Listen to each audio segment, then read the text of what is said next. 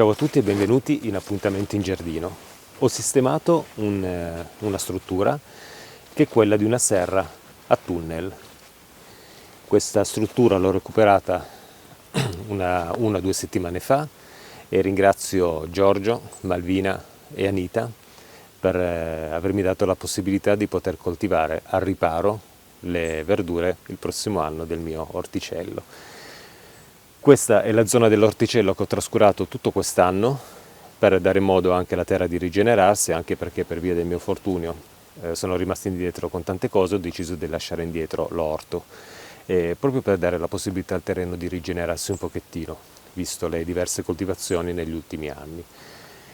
Così ho sistemato questi 5 archi di questa serra a tunnel, ho inserito anche i picchetti in maniera provvisoria.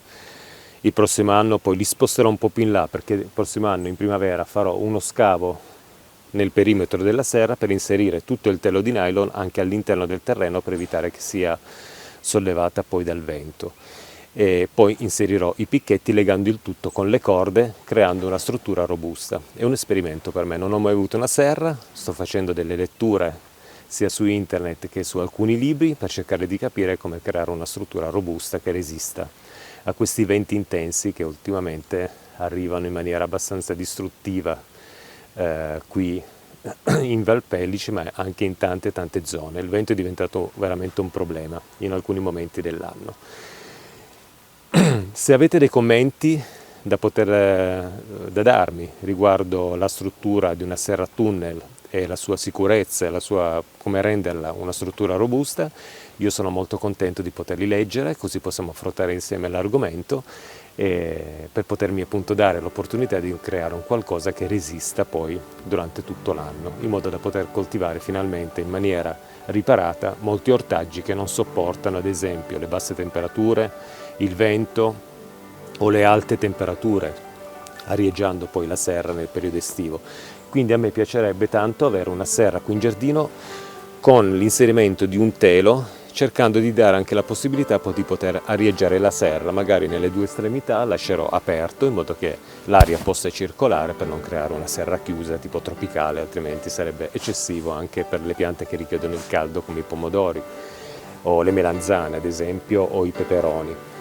All'interno di questa serra io poi volevo predisporre appunto dei filari lunghi che percorrono tutta la serra. Il percorso sarà centrale, stretto, in modo da dare possibilità a me di inserire un po' di piante, anche se ho deciso quest'anno che il prossimo anno il mio orticello sarà un orticello veramente molto ristretto, coltivando solo ed esclusivamente le cose che io riesco a mangiare per non avere dello spreco di cibo. Se poi ci sarà qualcosa in più, volentieri lo regalerò come verdura magari agli amici, a chi ne vuole.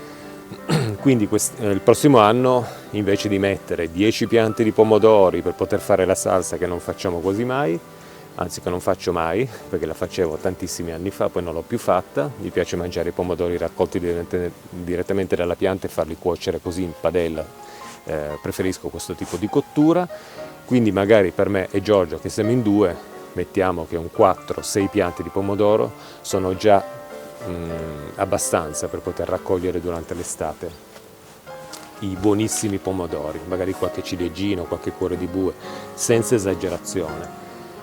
E questo vale per tutte le verdure che saranno coltivate all'interno della serra. Vediamo come sarà poi il prossimo anno con questo tipo di coltivazione che per me rappresenta una novità.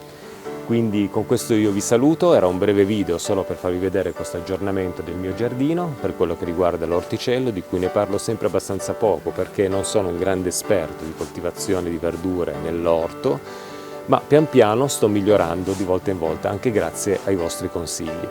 Ci vediamo presto in un prossimo appuntamento in giardino in cui parlerò di questa fioritura di cui ho già parlato, della Stenopia oculata, che crea questi lampadari di fiori straordinari, e in più anche la fioritura di questa orchidea, è un Catasetum fredcleara, adesso ha un nome stranissimo, devo capire anche come si pronuncia bene questo nome, After Dark, che dovrebbe creare questa fioritura con questi fiori neri, veramente spettacolare.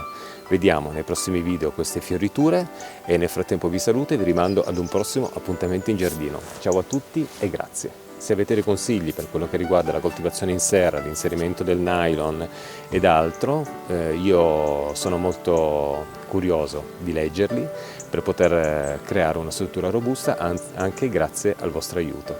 Ciao a tutti e grazie. A presto. Ciao ciao.